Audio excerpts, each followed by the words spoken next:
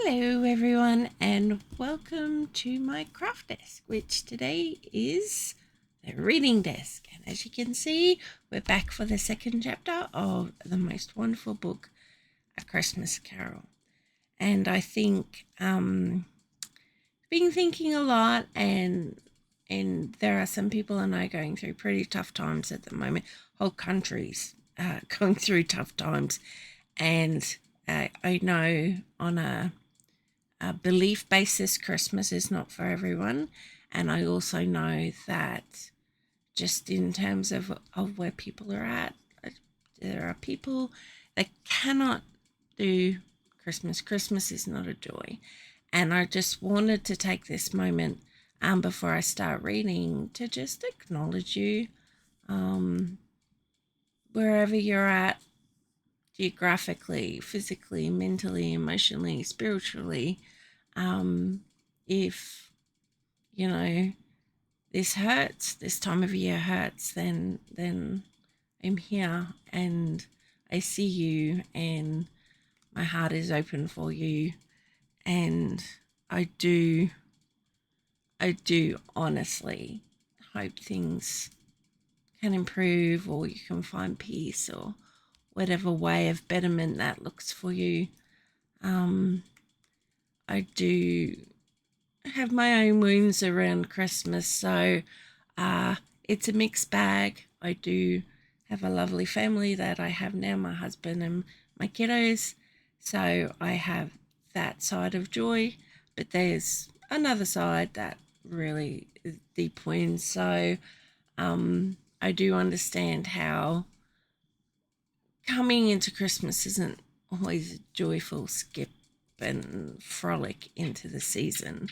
Um, and I know there, like, I do know people that are struggling with health and loss of loved ones, and just there's so much going on in the world, um, with different countries being annihilated by dictators, and people being killed on a daily basis, and it just there's so much out there that's causing, like, sadness and despair, and I wish I could fix that. I really do. um and I will at least do my best not to uh create more despair and sadness, um and stand up for those that need a champion when I can. But for now, I just think reading A Christmas Carol is poignant because uh, Ebenezer wasn't born bitter, and why he hated Christmas is because his father uh, refused to let him come home for Christmas. He made him stay at the boarding school on his own every single Christmas during his formative years. And so Ebenezer hardened around that pain and rejection, and the you know the family that should have cared for him didn't. And I think we can understand that you know I always, like, when I talk to my kids about this stuff, I'm just finding random bits of cupboard. I always say, if you can find a way to understand where people are coming from, does not necessarily mean you also condone the behavior. So Ebenezer chose bitterness, and he lived a whole lifetime just shrouded in bitterness. And from a certain age, that becomes a choice. Until that, at like certain age, it's a survival mechanism, and someone who's experienced similar stuff, it is a survival mechanism. And but there is a point where that, it's meh, I don't know if it's overused or not, but saying it's like you either get better or get better. And, as simplified as it is, it's actually a good point. And I thought, just acknowledging, just wanting to take this moment to acknowledge people who are really hurting, who are just like, doing it tough on any level. And, um, you know, let's let's acknowledge, not just acknowledge them, but notice them. If there's anyone around you that you see that like is disconnected, and like reach out, like please reach out, because for me, have experienced that, where people have reached out in dark times, and it has been a lifesaver. And you know because I mean, a lot of content will say, if you're struggling, make sure you reach out. When you're struggling, it's nigh on impossible to do the reaching out. So if you see someone disconnected, struggling at this time of year, you don't have to spend money on them. Just just thinking of you is priceless. And I've gone on a bit of a soapbox. I'm sorry about that. This is very near and dear to my heart, is caring for the people who are on the outside. And I'm a bit emotional now. I'm such a silly monkey.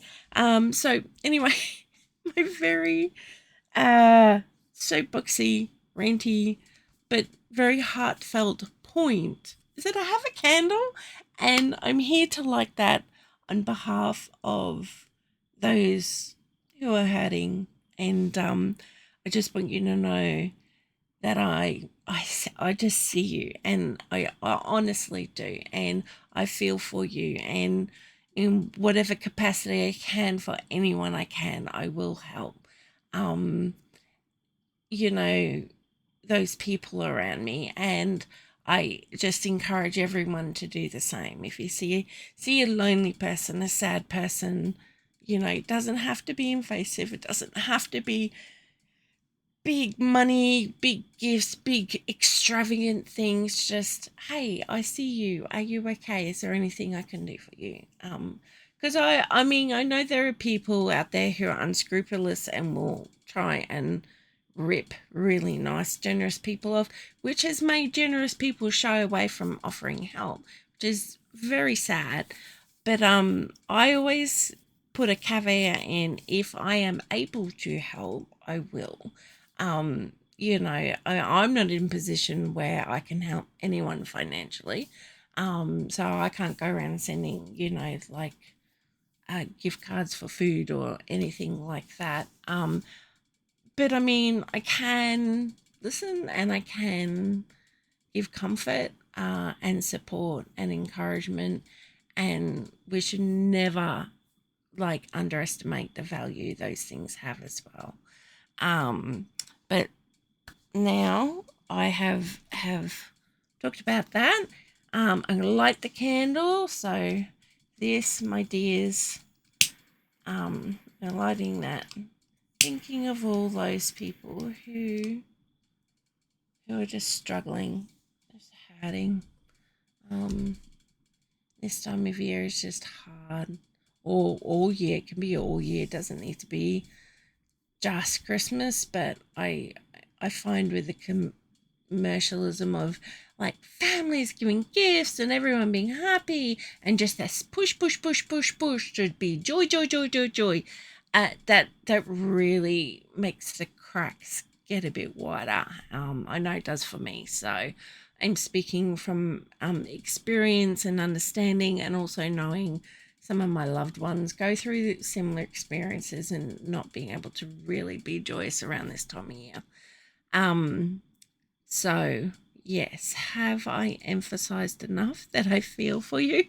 So yes, if I have, which I think I have, going around in circles, and that's okay because that's what I do. I'm going to start reading now. Um, and I was just checking my camera was actually recording, because I'll be honest with you, this is second run through because the first time I had my microphone muted and there was nothing.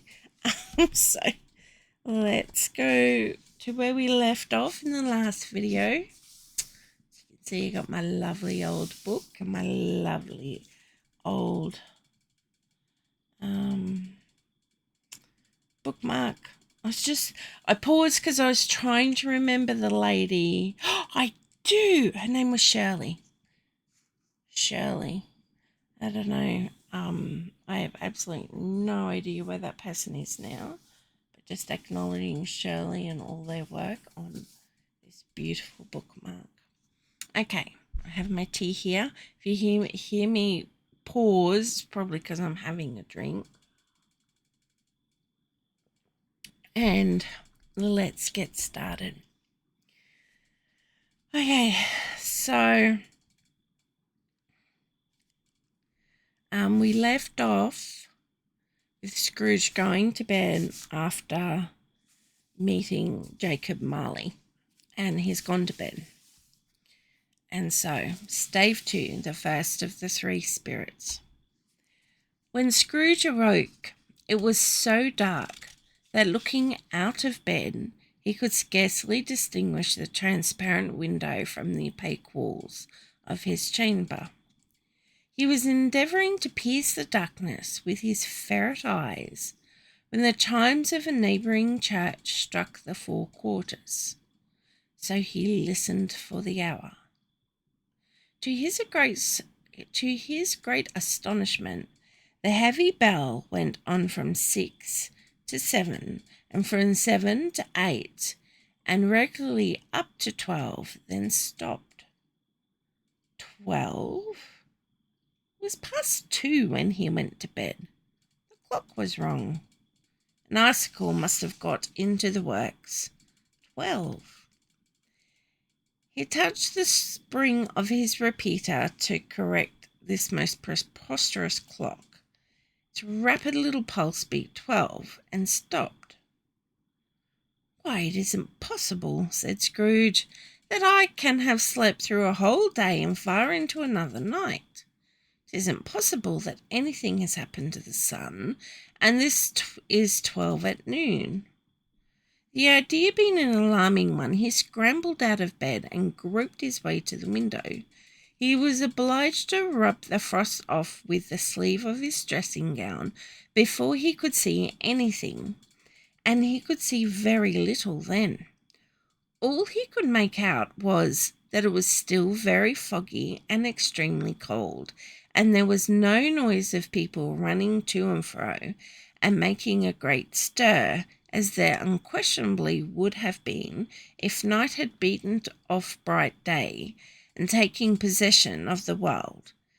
This was a great relief, because 3 days after sight of this first exchange paid to Mr. Ebenezer Scrooge or his order, and so forth, would have become a mere United States security if there were no days to count by. Scrooge went to bed again and thought and thought and thought and thought it over and over, and could make nothing of it. The more he thought, the more perplexed he was, and the more he endeavoured not to think, the more he thought. Marley's ghost bothered him exceedingly. Every time he resolved within himself, after mature inquiry, that it was all a dream, his mind flew back again like a strong spring released to its first position, and presented the same problem to be worked all through. Was it a dream or not? Scrooge lay in this state until the chime had gone 3 quarters more.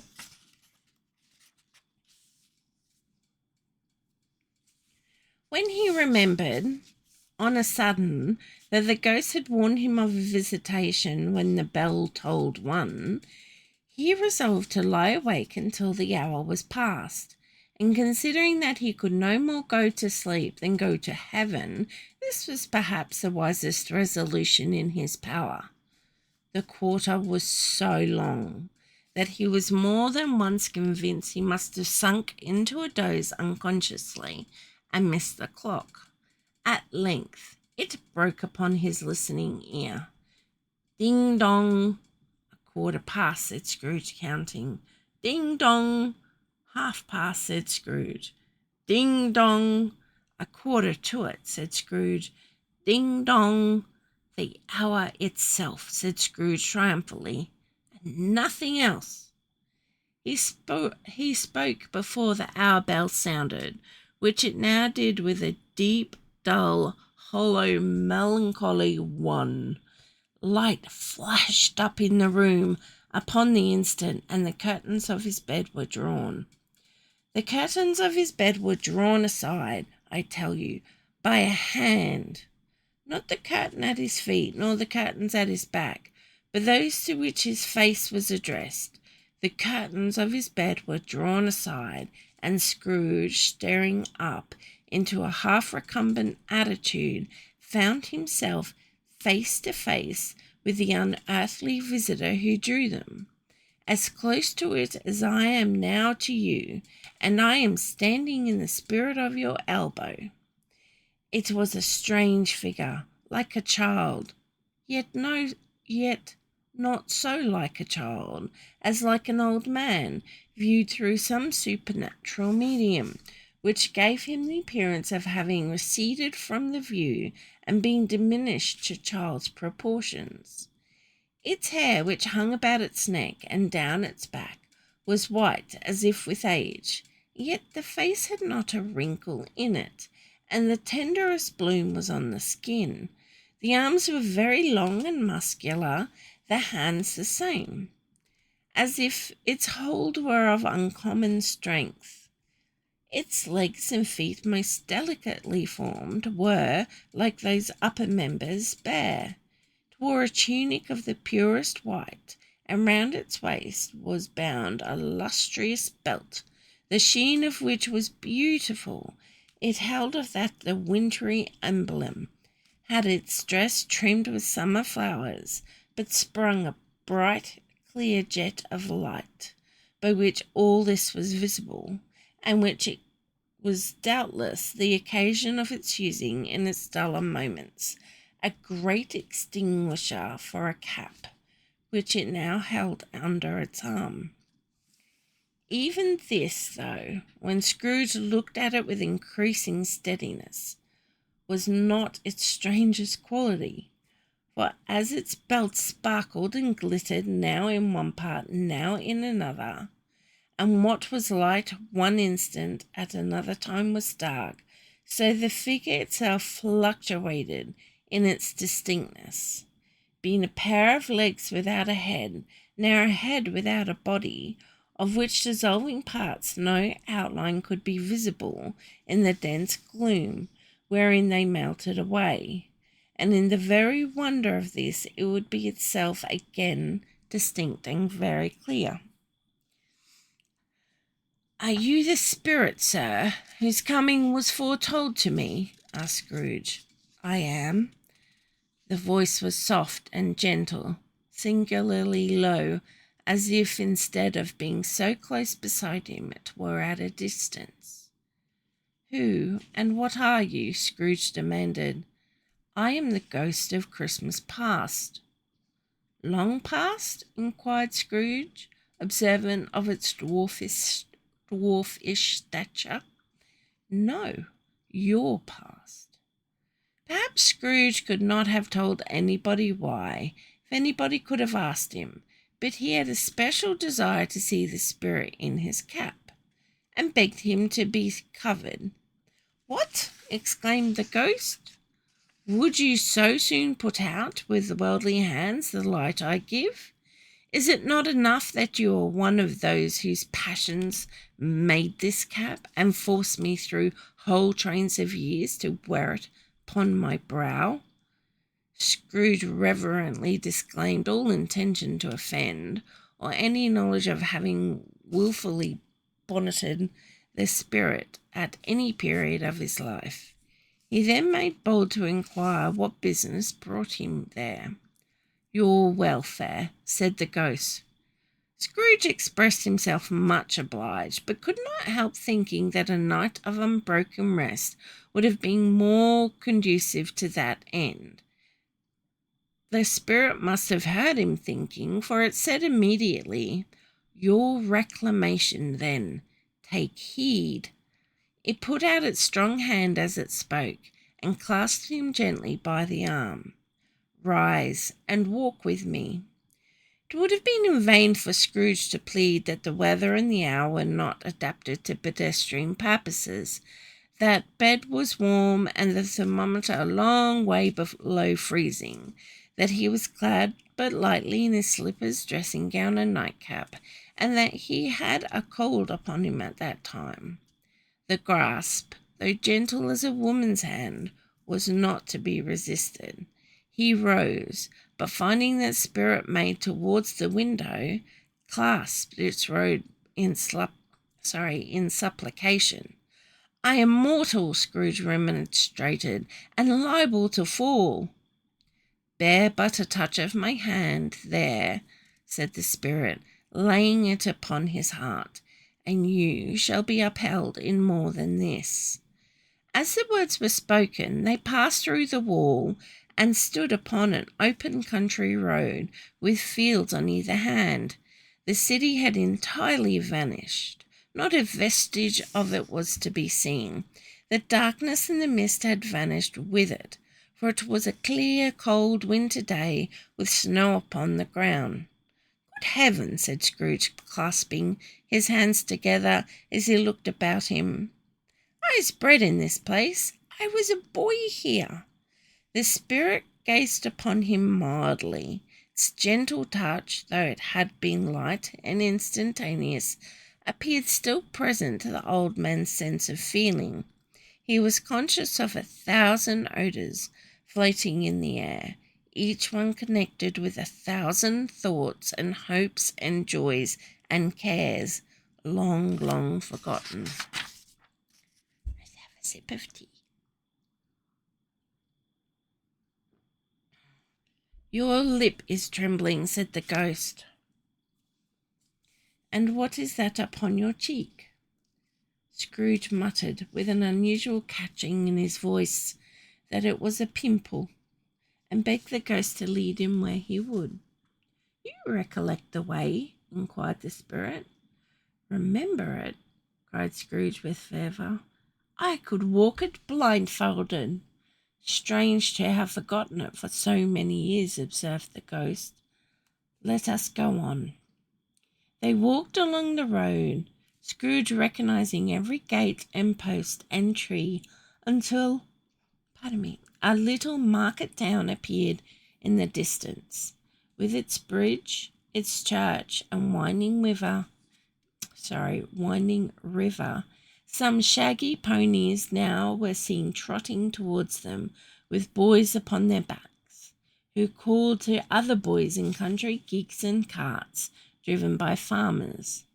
All these boys were in great spirits and shouted to each other, until the broad fields were so full of merry music that the crisp air laughed to hear it. "These are but shadows of the things that have been," said the ghost. "They have no consciousness of us." The jocund travellers came on, and as they came, Scrooge knew and named them every one. Why was he rejoiced beyond all bounds to see them? Why did his cold eye glisten and his heart leap up as they went past?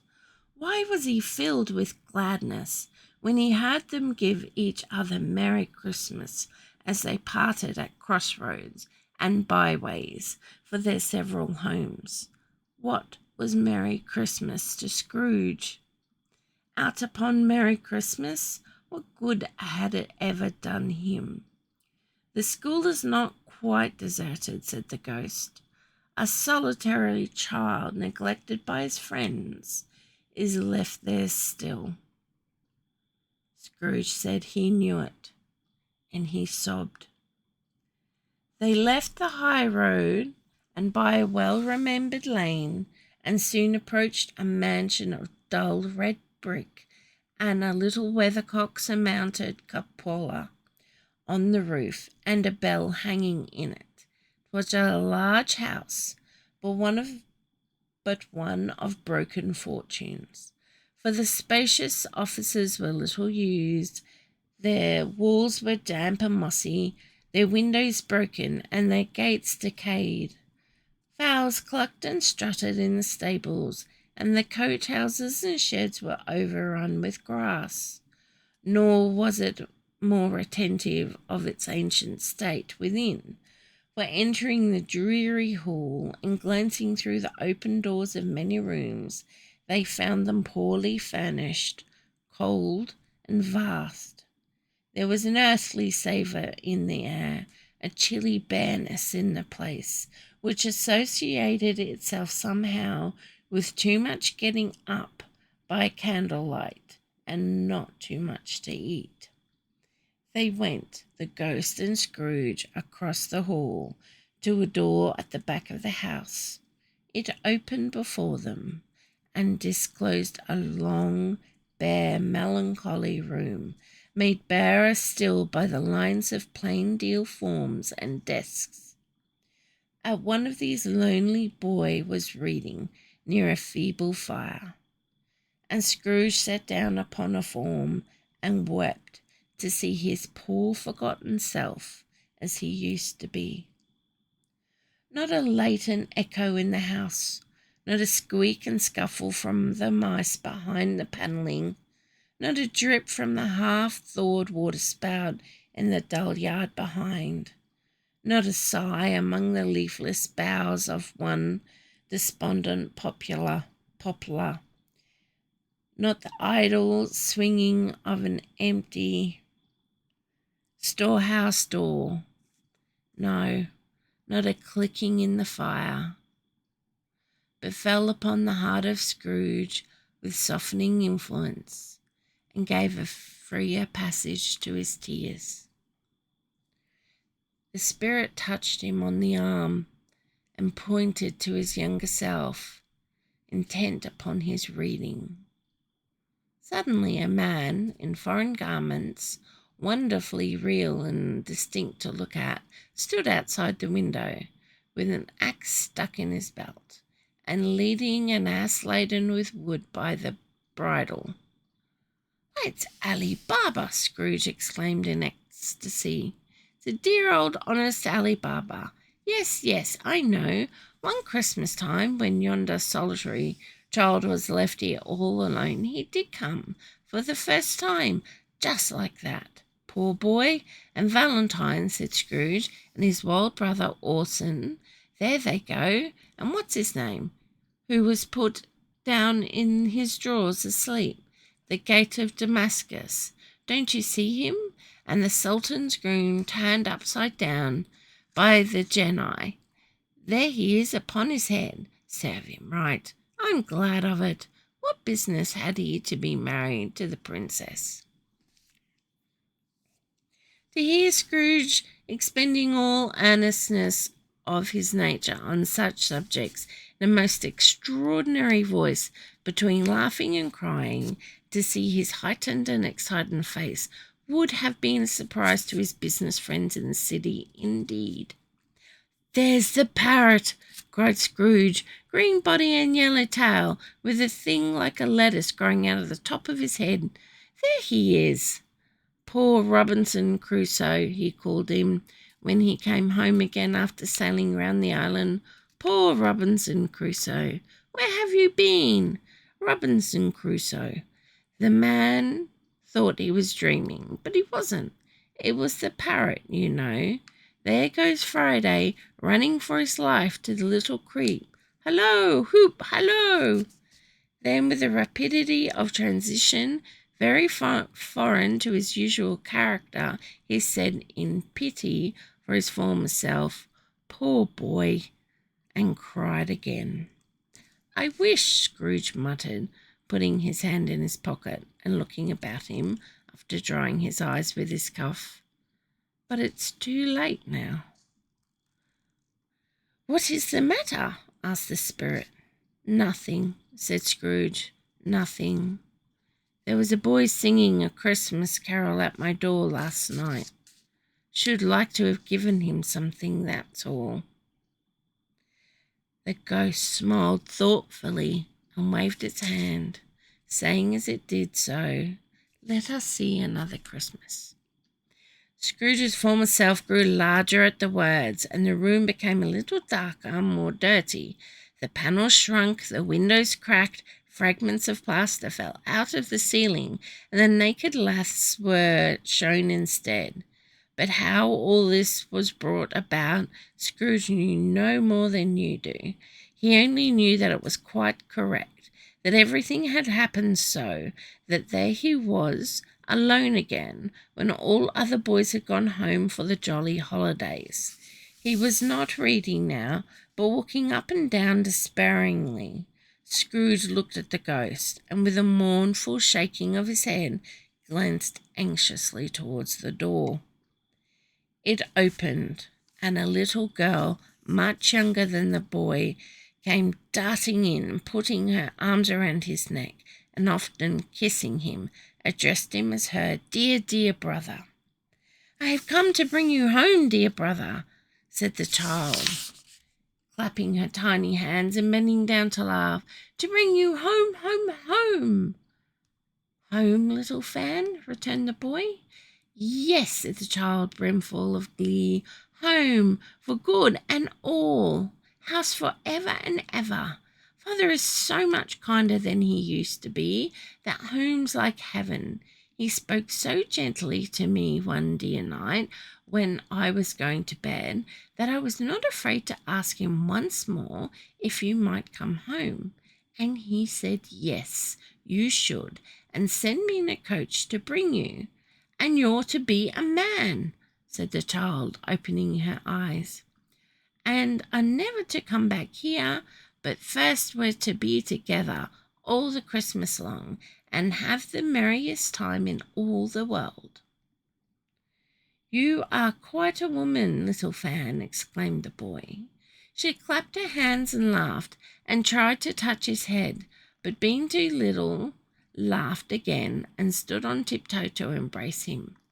Then she began to drag him in her childish eagerness towards the door, and he, nothing loth to go, accompanied her. A terrible voice in the hall cried, "Bring down Master Scrooge's box there." And in the hall appeared the schoolmaster himself, who glared on Master Scrooge with a ferocious condescension, and threw him into a dreadful state of mind by shaking hands with him. He then conveyed him and his sister to the veriest old well of a shivering best parlour that ever was seen, where the maps upon the wall and the celestial and terrestrial globes in the windows were waxy with cold.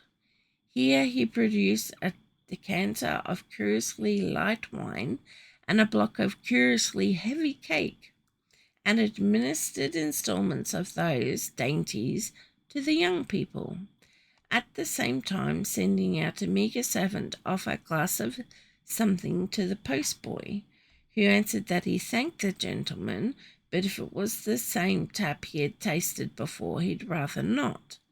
Master Scrooge's trunk being by this time tied on the top of the chaise, the children bade the schoolmaster good-bye right willingly, and getting into it drove gaily down the garden sweep, the quick wheels dashing the hoar-frost and snow from off the dark leaves and the evergreens like spray.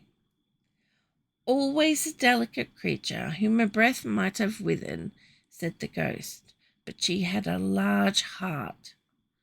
"So she had," cried Scrooge. "You're right. I will not gainsay it, Spirit. God forbid." "She died a woman," said the ghost, "and had, as I think, children." "One child," Scrooge returned. "True," said the ghost. "Your nephew." Scrooge seemed uneasy in his mind, and answered briefly, "Yes." Although they had but that moment left the school behind them, they were now in the busy thoroughfares of the city, where their shadowy passengers passed and repassed, where shadowy carts and coaches battled for the way, and all the strife and tumult of a real city were. It was made plain enough by the dressing of shops that here too it was Christmas time again.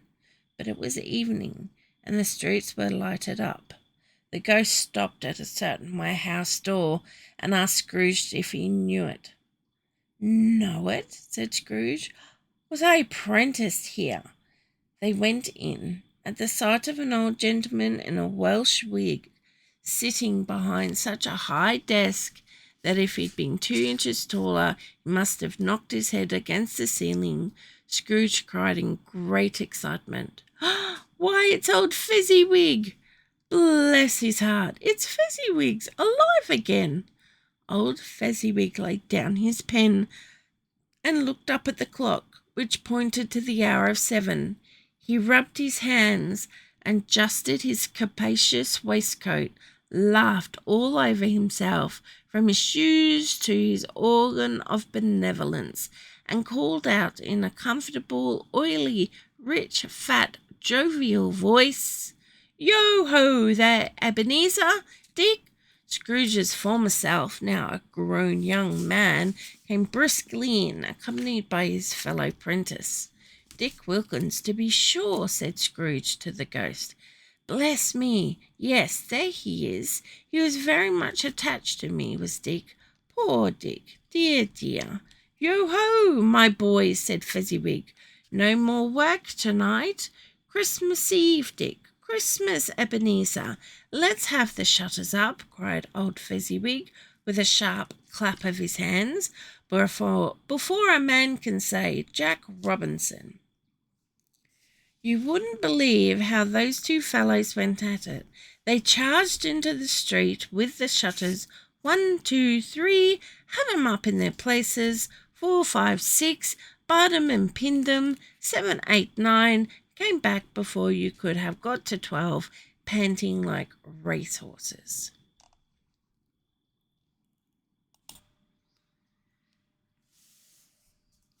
"Hilly-ho!" cried old Fezziwig, skipping down from the high desk with wonderful agility. "Clear away, my lads, and let's have lots of room here. Hilly-ho, Dick! Chirrup, Ebenezer! Clear away!" There was nothing they wouldn't have cleared away or couldn't have cleared away with old Fezziwig looking on. It was done in a minute. Every movable was packed off as if it were dismissed from public life for evermore. The floor was swept and watered, the lamps were trimmed, fuel was heaped upon the fire, and the warehouse was snug and warm and bright as a ballroom. And bright a ballroom as you would desire to see upon a winter's night. In came a fiddler with a music book, went up to the lofty desk, and made an orchestra of it, and tuned like 50 stomach aches. In came Mrs. Fezziwig, one vast substantial smile. In came the three Miss Fezziwigs, beaming and lovable. In came the 6 young followers whose hearts they broke. In came all the young men and women employed in the business. In came the housemaid with her cousin, the baker. Came the cook with her brother's particular friend, the milkman.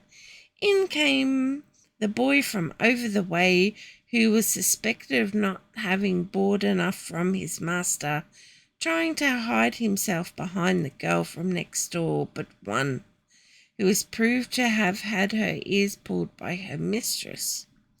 In they all came, one after another, some shyly, some boldly, some gracefully, some awkwardly, some pushing, some pulling. In they all came anyhow and everyhow. Away they all went, 20 couples at once, hands half round and back again the other way, down the middle and up again, round and round, in various stages of affectionate grouping. Old top couple always turning up in the wrong place, new top couple starting off again as soon as they got there. All top couples at last, and not a bottom one to help them. When this result was brought about, old Fezziwig, clapping his hands to stop the dance, cried out, "Well done!" And the fiddler plunged his hot face into the pot of porter especially provided for that purpose. But, scorning rest upon his reappearance, he instantly began again, though there were no dancers yet, as if the other fiddler had been carried home exhausted on a shutter, and he were a brand new man resolved to beat him out of sight or perish. There were more dancers, and there were forfeits, and more dancers, and there was cake, and there was negus, and there was a great piece of cold roast, there was a great piece of cold boiled, and there were mince pies and plenty of beer. But the great effect of the evening came after the roast and boiled, and when the fiddler, an artful dog mind, the sort of man who knew his business better than you or I could have told it him, struck up Sir Roger de Coverley, then old Fezziwig stood out to dance with Mrs. Fezziwig. Top couple too, with good stuff piece of work cut out for them. 3 or 4 and 20 pair of partners, people who were not to be trifled with, people who would dance and had no notion of walking. But if they had been twice as many, 4 times, old Fezziwig would have been a match for them, and so would Mrs. Fezziwig. As to her, she was worthy to be his partner in every sense of the term. If that's not high praise, tell me higher, and I'll use it. Positive light appeared to issue from Fezziwig's calves. They shone in every part of the dance like moons. You couldn't have predicted at any given time what would become of them next. And when old Fezziwig and Mrs. Fezziwig had gone all through the dance, advance and retire, hold hands with your partner, bow and curtsy, corkscrew, thread the needle, back again to your place, Fezziwig cut so deftly that he appeared to wink with his legs and came upon his feet again without a stagger. When the clock struck 11, this domestic ball broke up.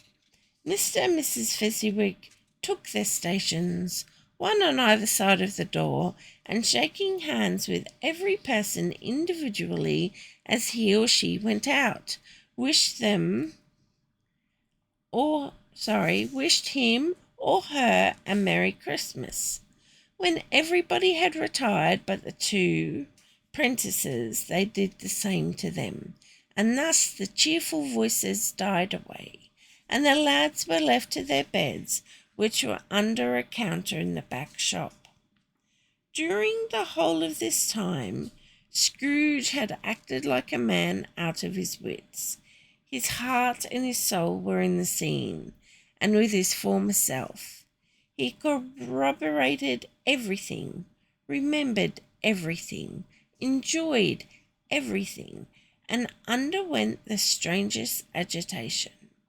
It was not until now, when the bright faces of his former self and Dick were turned from them, that he remembered the ghost, and became conscious that it was looking full upon him, while the light upon its head burned very clear. "A small matter," said the ghost, "to make these silly folks so full of gratitude." "Small," echoed Scrooge. The spirit signed to him to listen to the 2 apprentices, who were pouring out their hearts in praise of Fezziwig, and when he had done so, said,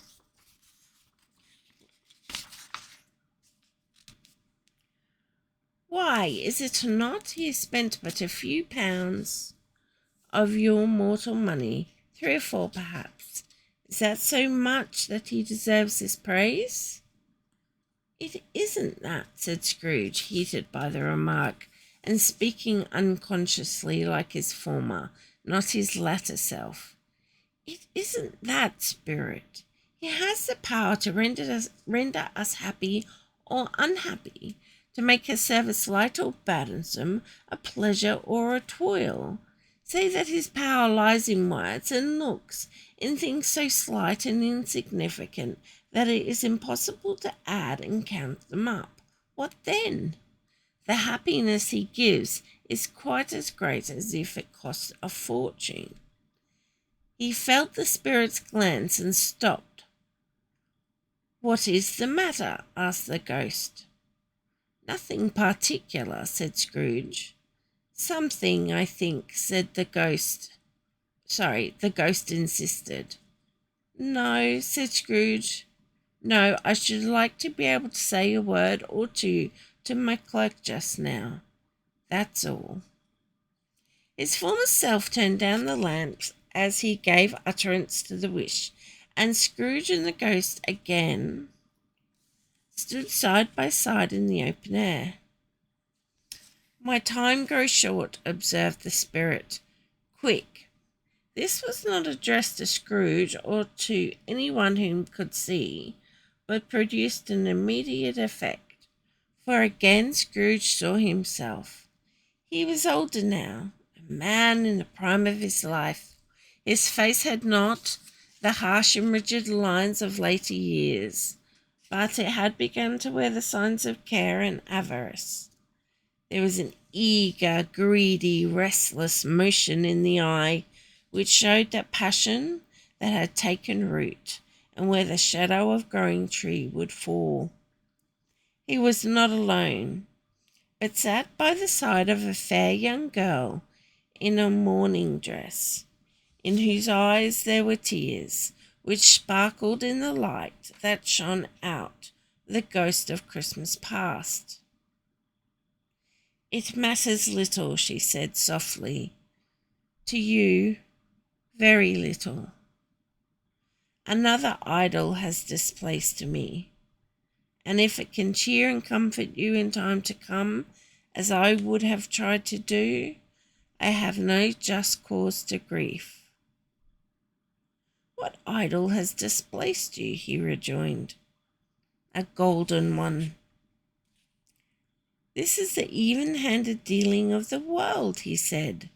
There is nothing on which it is so hard as poverty, and there is nothing it professes to condemn with such severity as the pursuit of wealth. You fear the world too much, she answered gently. All your other hopes have merged into the hope of being beyond the chance of its sordid reproach. I have seen your nobler aspirations fall off, one by one, until the master passion, gain, engrosses you. Have I not? What then? He retorted. Even if I have grown so much wiser, what then? Am I not changed towards you? She shook her head. Am I? Our contract is an old one. It was made when we were both poor and content to be so, until in good season we could improve our worldly fortune by our patient industry. You are changed. When it was made, you were another man. I was a boy, he said impatiently. Your own feeling tells you that you are not what you are, she returned. I am. That which promised happiness when we were one in heart is fraught with misery now that we are two. How often and how keenly I have thought of this, I will not say. It is enough that I have thought of it and can release you. Have I ever sought release? In words? No, never. In what then? In a changed nature, in an altered spirit, in another atmosphere of life, another hope as its great end, in everything that made my love of any worth or value in your sight. This had never been between us, said the girl, looking mildly but with steadiness upon him. Tell me, would you seek me out and try to win me now? Ah, no.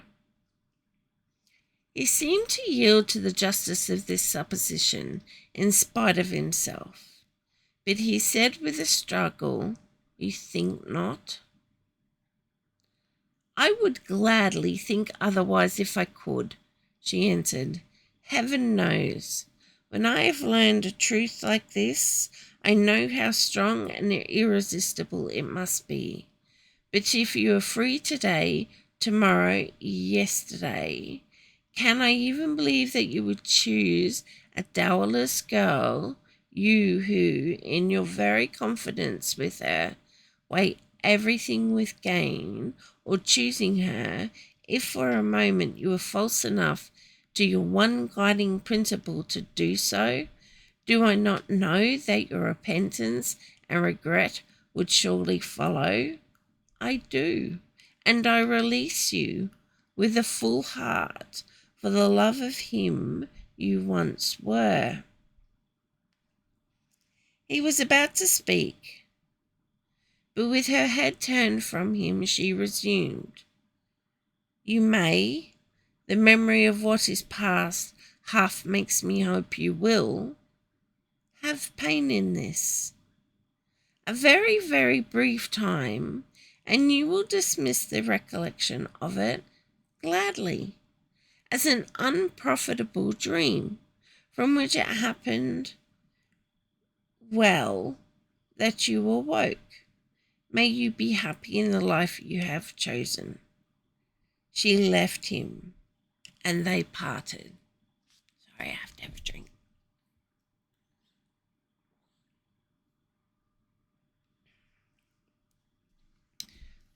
They parted. She left him, they parted. Spirit, said Scrooge, show me no more. Conduct me home. Why do you delight to torture me? One shadow more, exclaimed the ghost. No more, cried Scrooge, no more. I don't wish to see it. Show me no more. But the relentless ghost pinioned him in both his arms and forced him to observe what happened next. They were in another scene and place, a room, not very large or handsome, but full of comfort. Near to the winter fire sat a beautiful young girl, so like the last that Scrooge believed it was the same, until he saw her, now comely matron, sitting opposite her daughter. The noise in the room was perfectly tumultuous, for there were more children there than Scrooge, in his agitated state of mind, could count. And unlike the celebrated herd in the poem, they were not 40 children conducting themselves like one, but every child was conducting itself like 40. The consequences were uproarious beyond belief, but no one seemed to care. On the contrary, the mother and daughter laughed heartily, enjoyed it very much, and the latter, soon beginning to mingle in the sports, got pillaged by the young brigands most ruthfully. What would I not have given to be one of them? Though I never could have been so rude. No, I wouldn't for the wealth of all the world have crushed that braided hair and torn it down. For all the precious little shoe, I wouldn't have plucked it off. God bless my soul, to save my life. As to measuring her waist in sport as they did, bold young brood, I couldn't have done it. Should have expected my arm to have grown round it for punishment, and never come straight again. And yet I should have dearly liked, I own, to have touched her lips, to have questioned her, that she might have opened them, to have looked upon the lashes of her downcast eyes and never raised a blush, to have let loose waves of her hair, an inch of which would be a keepsake beyond price. In short, I should have liked, I do confess, to have had the lightest license of a child, and yet been man enough to know its value. But now knocking at its door was heard, and such a rush immediately ensued that she, with laughing face and plundered dress, was borne towards it, the centre of the flushed and boisterous group, just in time to greet the father, who came home attended by a man laden with Christmas toys and presents. Then the shouting and the struggling and the onslaught that was made on the defenceless porter, the scaling him with chairs for ladders to dive into his pockets, to spoil him of brown paper parcels, hold on tight by his cravat, hug him round his neck, pommel his back, and kick his legs in irresistible affection. The shouts of wonder and delight with which development of every package was received, the terrible announcement that the baby had been taken in the act of putting a doll's frying pan into its mouth, and was more than suspected of having swallowed a fictitious turkey glued on a wooden platter. The immense relief of finding this a false alarm, the joy and gratitude and ecstasy, they are all indescribable alike. It is enough that by degrees the children and their emotions got out of the parlour, and by one stair at a time, up to the top of the house, where they went to bed and so subsided.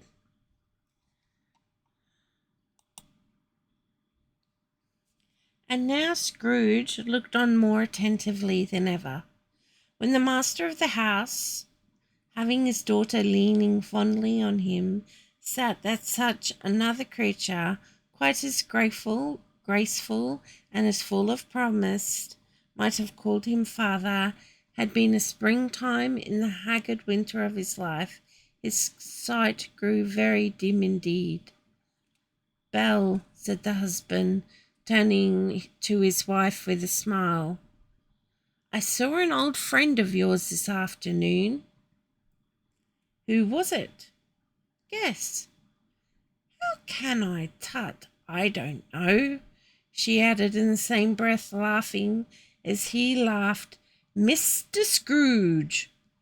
Mr. Scrooge it was. I passed his office window, and as it was not shut up, near the candle inside, I could scarcely help seeing him. His partner lies upon the point of death, I hear, and there he sat alone, quite alone in the world, I do believe.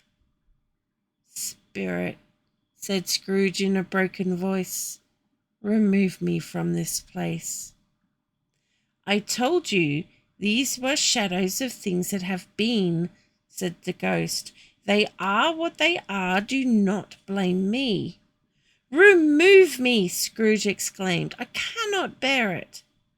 He turned upon the ghost, and seeing that it looked upon him with a face in which, in some strange way, there were fragments of all the faces it had shown him, wrestled with it. Leave me, take me back, haunt me no longer. In the struggle, if that can be called a struggle, in which the ghost, with no visible resistance on its own part, was undisturbed by any effort of its adversary, Scrooge observed that its light was burning high and bright, and dimly connecting that with its influence over him. He seized the extinguisher cap, and by sudden action pressed it down upon its head. The spirit dropped beneath it, so that the extinguisher covered its whole form. But though Scrooge pressed it down with all his force, he could not hide the light which streamed from under it in an unbroken flood upon the ground.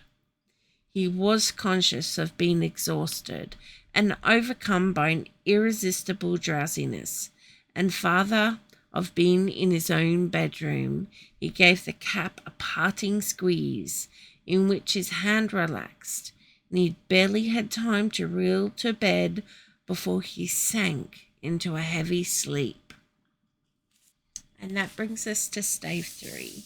So we'll stop there for tonight, or this morning, or this afternoon, whatever time it is where you are.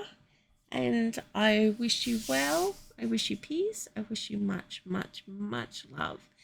And I hope you're enjoying reading through A Christmas Carol with me. And I shall see you for the next chapter. Okay, take care. Bye-bye.